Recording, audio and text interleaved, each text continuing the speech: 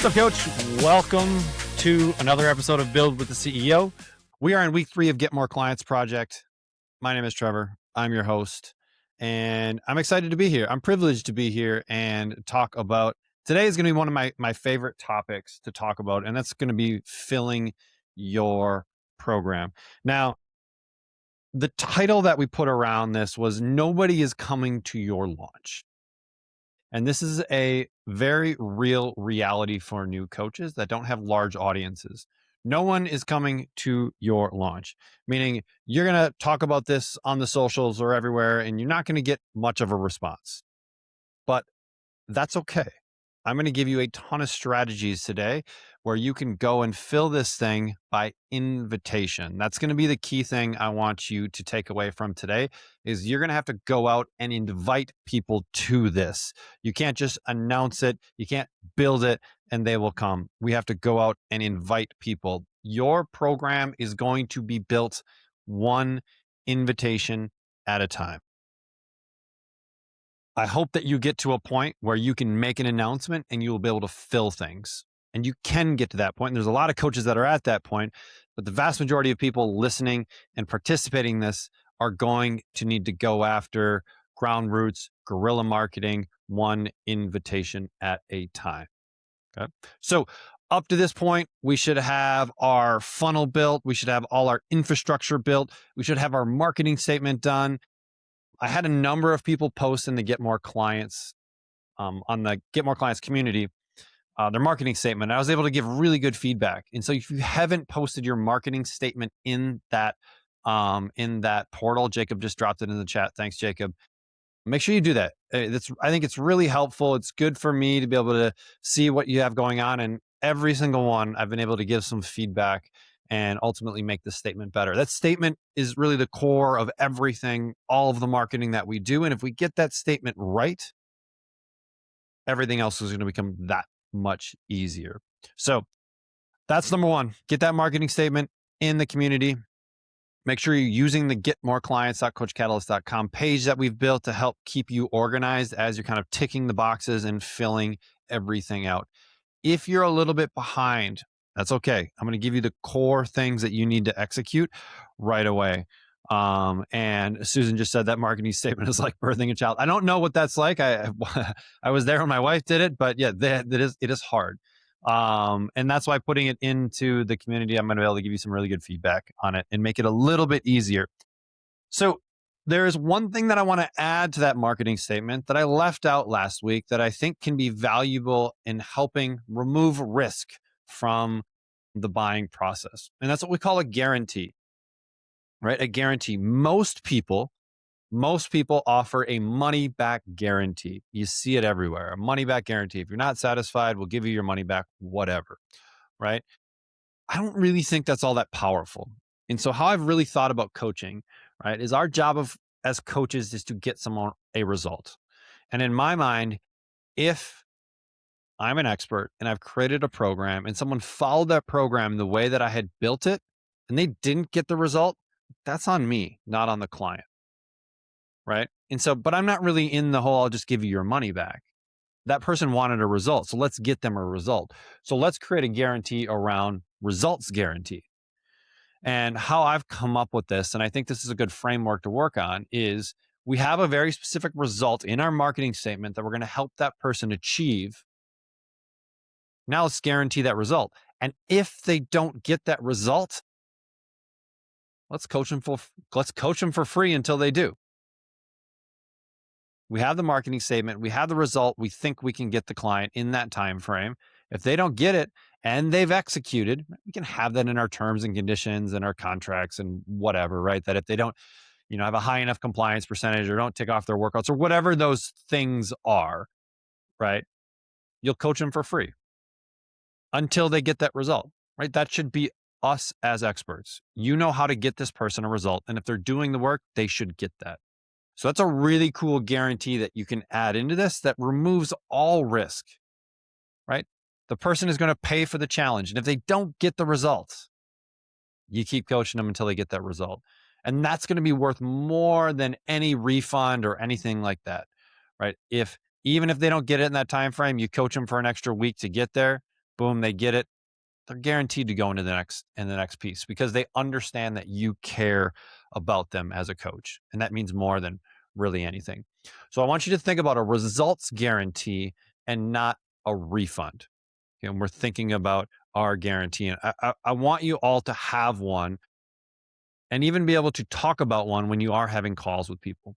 Make it short and sweet and remove any risk from really joining your program. Okay. Next thing, I saw this comment come in the community and I wanted to just comment on it here because I think this is a mindset that a lot of new coaches have, and really a lot of coaches in general. Let me paint the picture here. So the reason you got into coaching likely was not to make a boatload of money, right? Coaching is probably not the best avenue to making a boatload of money, right? You got into coaching because you either had a personal transformation, you had a coach that had a large impact on your life, or you have a passion for helping people achieve something, right? It's probably why you got into coaching. So it was more about helping someone else achieve a result and less about making a boatload of money, right? There are better ways to make boatloads of money. So you got into it to help people. And most coaches then think that them just getting it to help people will be enough in order for them to have a successful business. Right? Remember, the whole goal here is for you to create a business that serves you so that you can keep coaching for the next decade. And so we need to create a business. And the core of every business, every single business on earth, is money, is cash flow. And how do we produce cash flow? We sell things. So the comment that came in the community was really around, hey, I think she had gotten 3 or 4 people from just reach outs, which is awesome, right? If anyone else has gotten kind of people interested in what they're doing from reach outs, drop it in the chat because I'd be curious to how that's going for you, right? And so she talked about she had people already, right? She already had people that were reaching out, cool. And now the next step was she was going to email her list, right? And she wanted to kind of figure out what would it look like in emailing the list, right? And the final line was, I don't want to be like, hey, buy my stuff. And that was like verbatim. But I think this is a common mindset that we see in the coaching industry is I don't want to sell. I don't want to be pushy. We have this like thought in our head of like the used car salesman, and we're like selling people trinkets and stuff they don't need and all of this stuff, right? And so, one, we have to get rid of this mindset because we're not like selling crack to kids here. Like, if you're on this call, you are actively making someone's life better. You're likely helping them live longer. You're likely helping them improve the quality of their life, potentially the quality of their relationships. Coaches can change the entire trajectory of someone's life. And so, selling, you should feel like you have to sell, right? It's inside of you to sell because selling means that you are helping more people. So you can just get rid of the word sell and insert the word help, and we're doing the same thing, right? Every coach should become an incredible salesman because that means that you're going to be able to help that many more people. Remember, you're changing the trajectory of people's lives, not selling crack to kids. If you're selling crack to kids, cool. I don't need you to be a good salesman. But if you are changing people's lives, I need you to be an incredible salesman. And when you get there, when you kind of get through the mindset that really selling is helping someone, you're going to start building your business. And you're not going to be afraid to talk about what you're doing. And it's not going to be right for everyone, and that's okay. That's the other thing is I think sometimes we fear a little bit of the rejection, right? And so I want a yes or a no. Right? A non-answer is really the worst answer. And we're going to talk about that a little bit more as we go on here. So sell more. That's the mantra here. Sell more, sell more, sell more, because you will be helping more people, changing your community, and ultimately making the world a better place. So sell more, sell more, sell more. All right. So a few things that I talked about. This may be the first program that you're running, or maybe a new program in a while. In the past, I've encouraged people that are new coaches to use the term beta. Okay, beta. And I've kind of went back and forth on this word, and I'm not encouraging people for this to use the word beta if it is like your first round and you're testing it. The term I want you to use is like first class. So if this is your first class, right?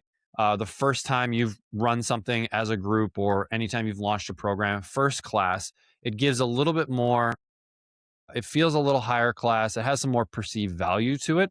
And it stays true to what is actually happening. It's the first class. We're going to provide a first class experience. And we're actually going to use this kind of trip analogy throughout what we're doing today. So I want you to think about language and what you're using because it is important. And don't be afraid to like change things. Right? I thought beta for a long time would be a good way. And I still think it has some merit in certain situations. But for what we're trying to do here, I think first class is a better representation of what you're trying to do. And throughout the call today, I'm going to give you a ladder. Okay, I'm going to give you a ladder. Let's call it like the warmth ladder, where we start with the warmest things first. And just like you climb the rungs of the ladder, as we move up the ladder, things are going to get a little bit colder.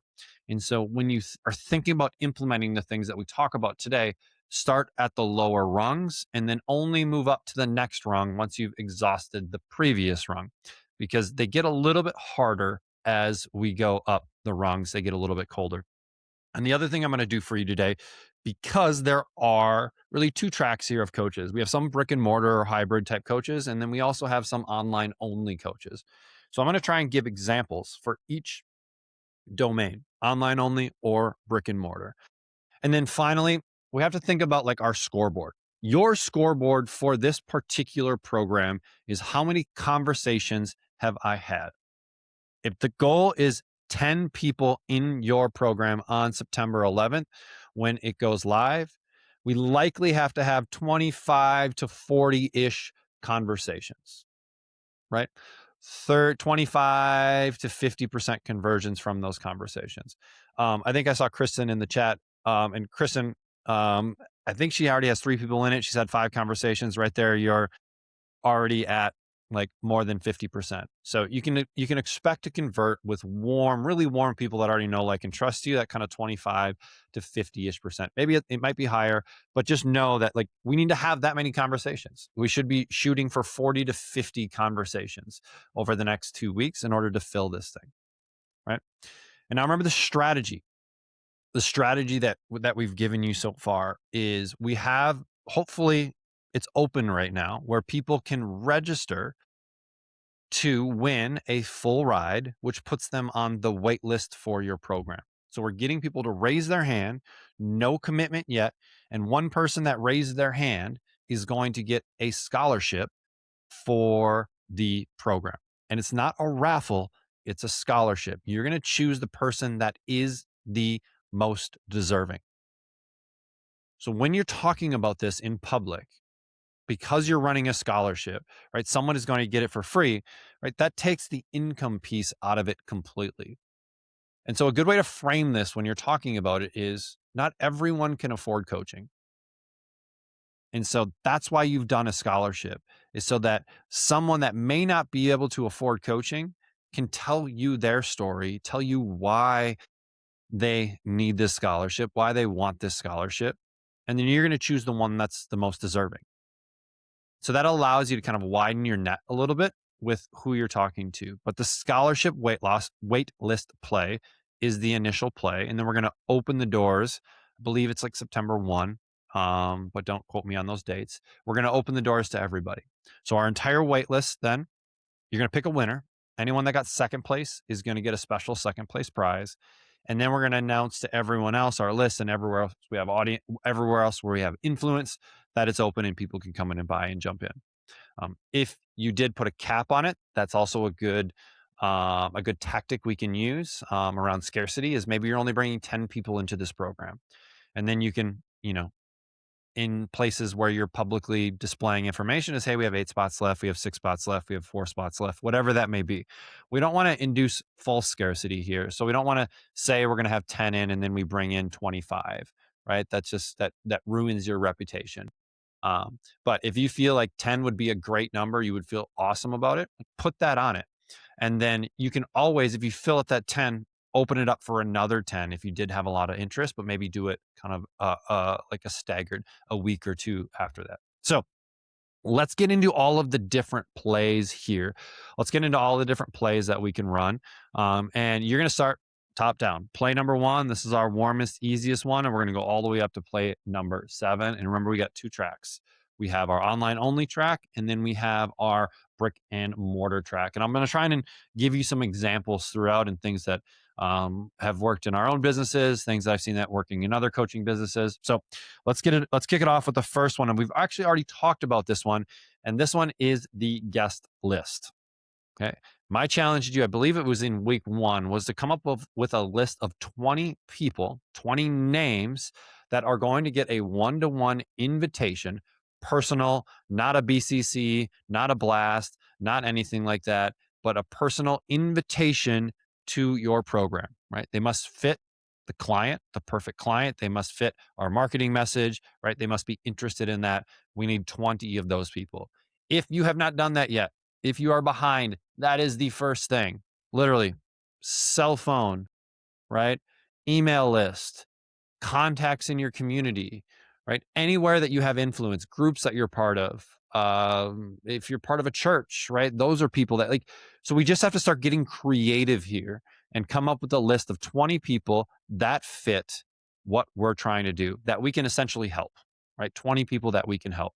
And then if we are capping it, right, if we are only taking 10 or only taking 12, that gives us a little bit of that scarcity, right? So that's first, the guest list. If you are a brick and mortar, that may be looking at your members, right? That might be past members, anyone that did a day pass, anyone that has done trials in the past. This is very targeted outreach. So don't reach out to people you don't want to work with, right? Only people you really like that are going to be able to achieve the result that you're helping people achieve, right? Think about it like a guest list. It's personal invitations. And then play number 2, we already talked about it a little bit, but it's the full ride, right? These go in conjunction, right? We're offering a scholarship to one person for this particular program, right? One scholarship, not a raffle.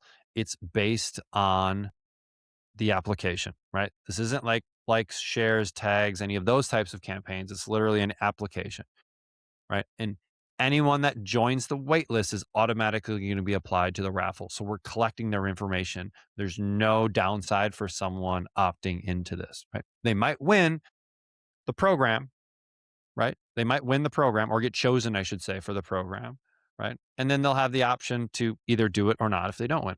Pretty simple, right? And then it gives us that next deadline where scholarships are done on Monday night, August 31st, or whatever you choose, right? Because we're going to announce the winner on, right, September 1st. So, number 1, guest list. Number 2, full ride. That gives us a couple plays early on to be able to build that wait list. And yes, Todd, I would use the same landing page, and then it's just going to flip right away. The button on the landing page is to join the wait list and apply for the scholarship. And then the button on the landing page would just flip into essentially the buy now button that would go into your checkout cart. Okay. So number 1, we have guest list. Number 2, we've got the full ride. Number 3, we have the homeroom.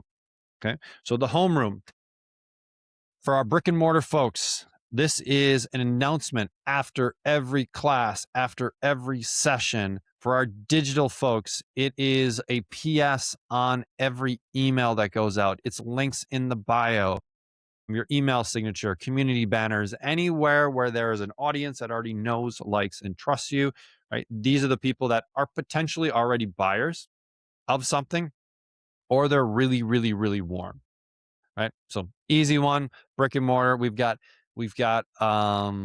pamphlets up that people are grabbing. We've got signs in the restroom stalls, right? We're just trying to promote it everywhere in our home base. If you've got a Facebook group, you've got a banner inside of your Facebook group, right? We're just trying to make sure that every single person who's already in our world knows what we are doing. Okay. So that's what we call play number 3, the home room. Then we get into play number 4. This is the revival. Okay. And this one works really, really well. This is probably the cheapest play on the ladder. And in this play, we would use what's called the 9-word email. If you have done any kind of research or learning around email marketing, you've probably seen the 9-word email. And it's really simple. Hey, name, are you still looking to insert outcome, lose weight, get fit, right? Stop your knees from hurting, whatever that may be, right? It's the outcome from the marketing message. is right there. And it's simple. That's all it is. It looks and feels like a personal invitation. We can blast this out in mass, and we're getting them to reply. That's the whole thing. We want them to reply to start a conversation, right? And then open up. Here's what we have going on. Here's a way that I can help you right now. Pretty simple. So brick and mortars, this might be canceled memberships. This might be uh, people that came in for a consult or a success session but never signed up, right? Prospects, no shows to those meetings. We should have all this kind of like tagged and organized inside of our CRM.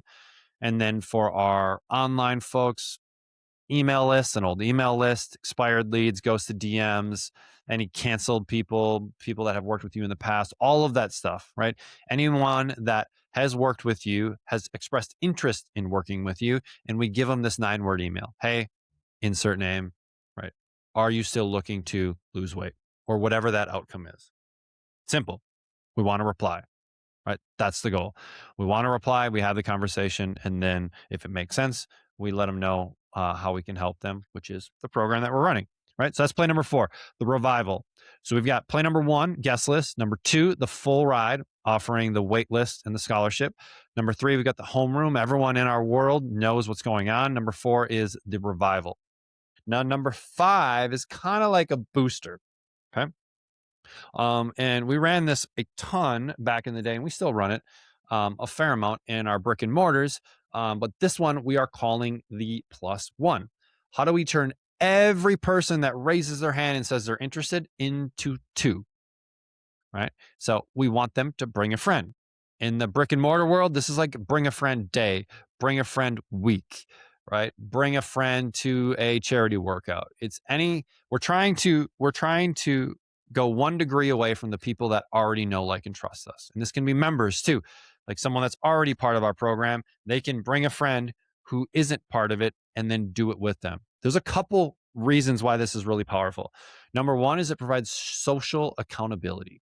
Right, because in this program, the participants, right, the clients are going to have accountability to you, the coach.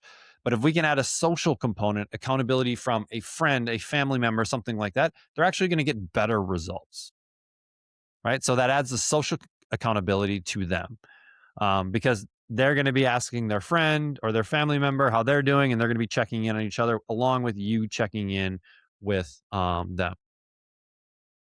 Yes, these all this stuff is going to be recorded. So this whole recording will be in the Get More Clients page, and it'll also be on YouTube. So once we get done, it should be up later this afternoon. Okay, so we want this +1. How do we turn 1 into 2? So the next way that we can do this is anyone that signs up, we can give them a ticket for someone else. And we can explain why that's important, right? The social accountability, yada, yada, yada.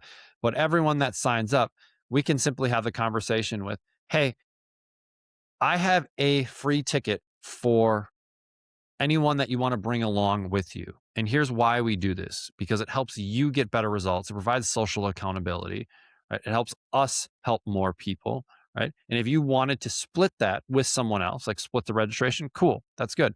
But we give away tickets to someone else or tickets to people that have already signed up to then bring a friend. And so we kind of use this play once we start getting to actually buying stuff. Unless you have members and things like that, you can give them a ticket to give away to someone. We've done this a lot in the past, and when we've run challenges in house, where if a member brings a friend to the challenge, they get it for free. So there's lots of ways we can structure this that makes sense. I have to kind of speak in generalities a little bit because we have such a wide variety of businesses listening to this. But just think about, how do I turn the concept that you need to think about is, how do I turn 1 sign up into 2? How can I incentivize that second sign up?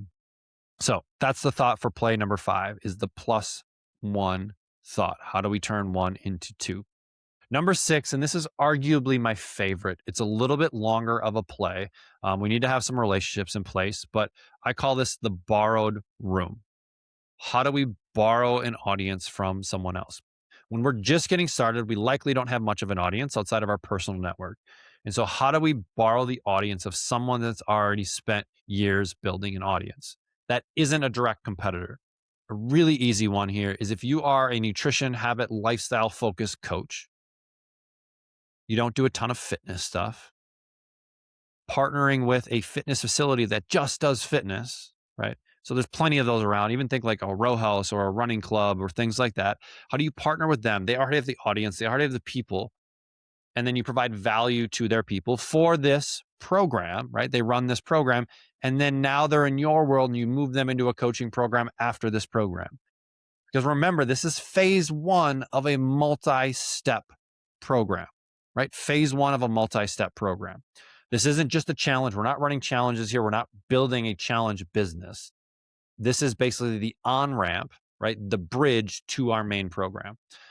And I would argue that you should give away the vast majority of the value from this program to the person that owns the audience. All right. So Christian just wrote med spas, chiropractors, great, phenomenal ones. You want to think about, if you're only going to do one or two, we want to think about businesses that have higher volume and preferably businesses that have email lists, right? Because you're going to provide a lot of the content, you're going to provide the stuff for them to send out, yada, yada, yada, right? But they need to have an audience. So they have to be a fairly savvy business owner, and they need a little bit of volume. That's why I really like gyms if you're a nutrition coach. If you're a fitness coach or maybe you do it all, just look for non-competing domains and even look 1 degree away. So the challenge I give to most coaches is look at your perfect client. What else do they buy and where else do they go? Cool. Where do they get their hair done? Where do they get their nails done? Where do they shop? What boutiques do they go to?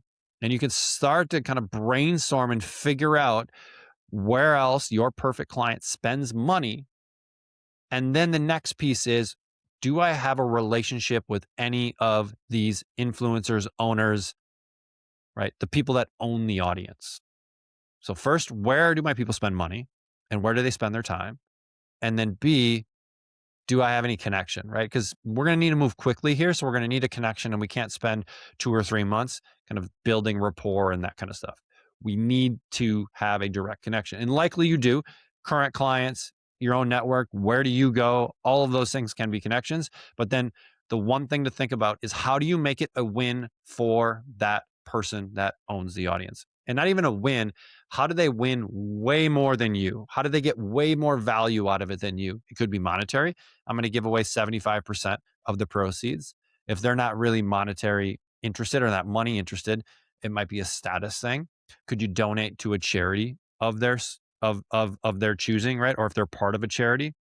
There's lots of ways to structure this, but it's understanding what's important to that person. Okay? And that's just having a conversation with them and making sure that they win on this one because they're opening up their audience to you.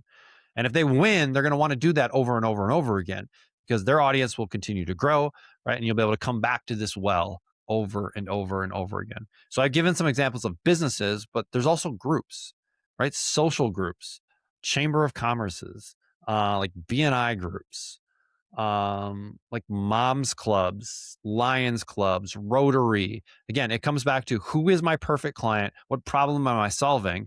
And then where do those people hang out? Where do they socialize? Where do they spend their money? Where do they spend their time? Go there.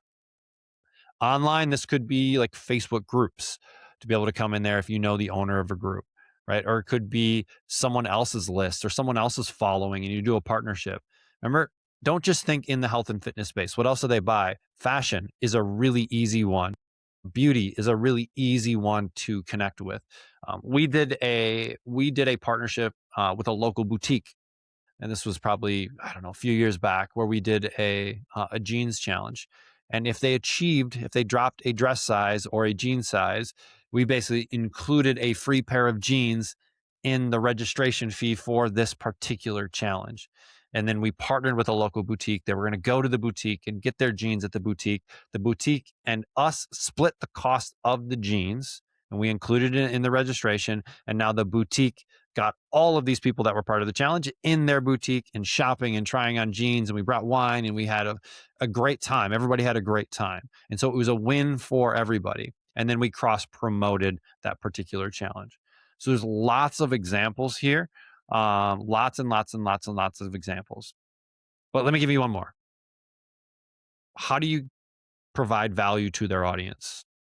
Right? Can you come in and give a presentation? Rotary clubs, Lions clubs, all these clubs are looking for speakers all the time. And if you can come in and provide value, you just being in front of everyone for 20 minutes is going to build authority. It's going to build the know, like, and trust factor much faster than any post you've ever made on the internet. It's just the power of being in front of the room with the clicker.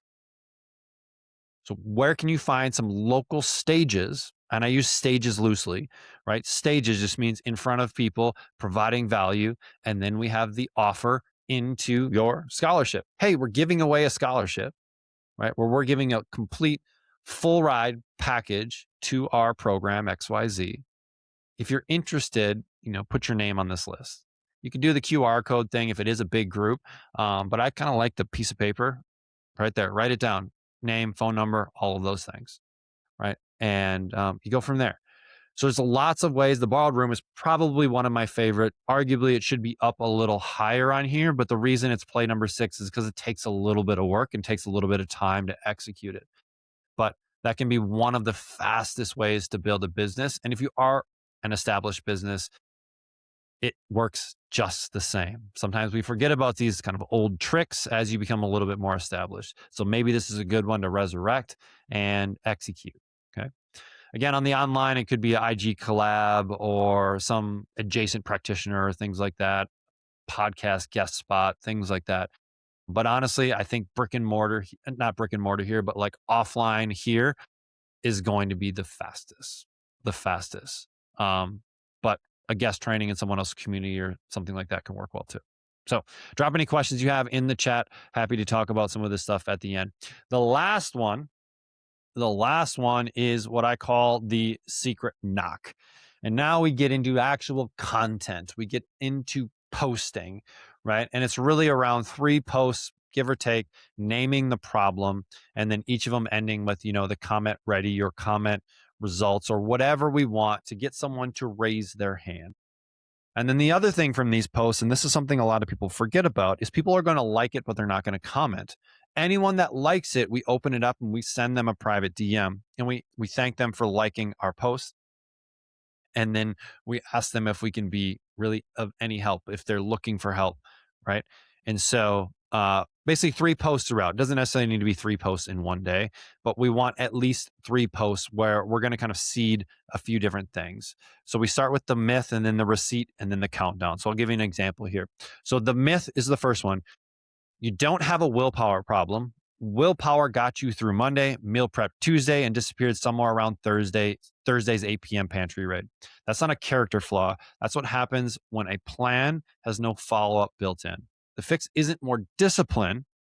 It's a daily check-in with a human who notices. That's exactly what my next 4 weeks are built on. Comment ready to learn more, or whatever your ending may be.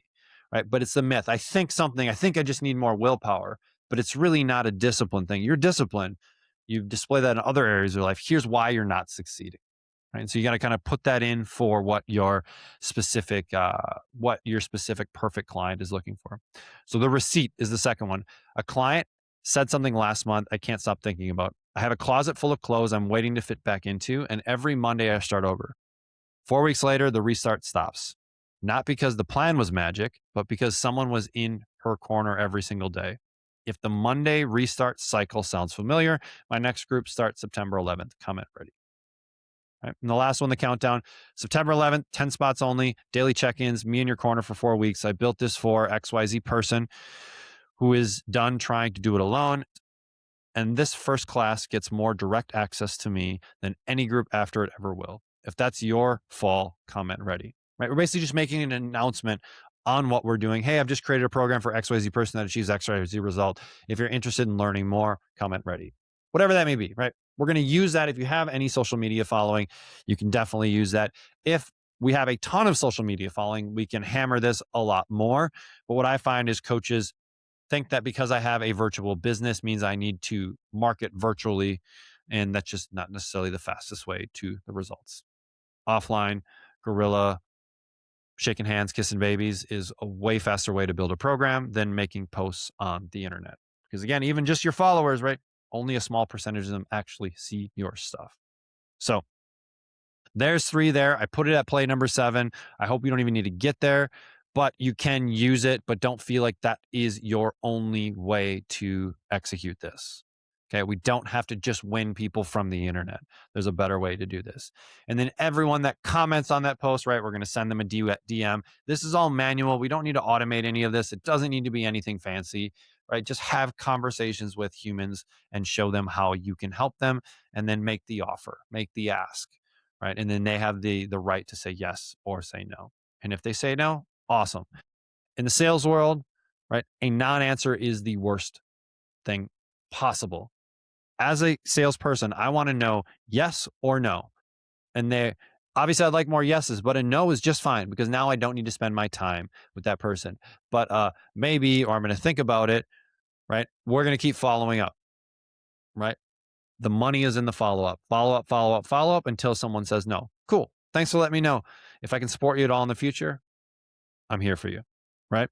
And so we need to follow up with all these people. DMs, conversations, text messages, like the magic, really the money is in the follow-up. That's where it is. So I had a few people in the chat that were like, I'm a little bit overwhelmed. Here's what we need to do. Helpless. Get that done. Start making those invitations.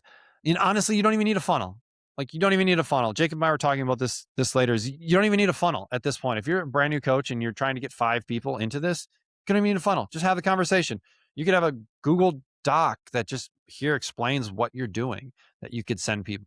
This doesn't need to be complicated. And so if you're getting stuck on the tech pieces of it, get rid of that. You don't need it. Have the conversations, make offers. Here's what it is. It's a scholarship, right? Just sign up here and you get entered to win the scholarship. You get entered into the scholarship. We're going to choose one on this date, right?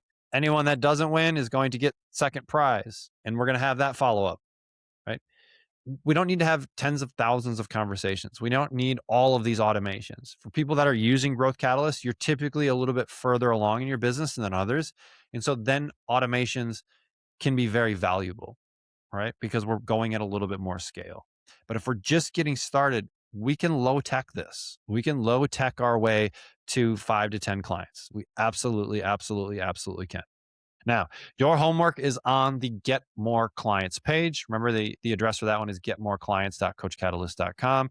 Your checklist is going to be there. I might tweak a few things on that page based upon this call and some stuff in the chat, but the checklist will be there on what you need to execute on until we meet again next Tuesday. Jacob just dropped that into the chat so you can get that there. And that's it. Next week, we're going to talk about opening the doors, right? So that we can be ready to open at the beginning of September. So it's gonna be a lot of fun. Hopefully you've been doing the work. Hopefully you've been following along, not just consuming the information, but executing. Everything is inside of the getmoreclients.coachcatalyst.com page. All of the recordings, everything is there. And then please jump in the community, drop your marketing statement, get some feedback, use us, leverage us as your team so we can help you execute this. We want you to be successful, but you're not going to be successful if you don't do the work. So that's the message for today. Get in, do the work, fill the room. Thanks so much for hanging out. My name is Trevor. This is Build with the CEO, and we are week 3 of Get More Clients Project. See you guys.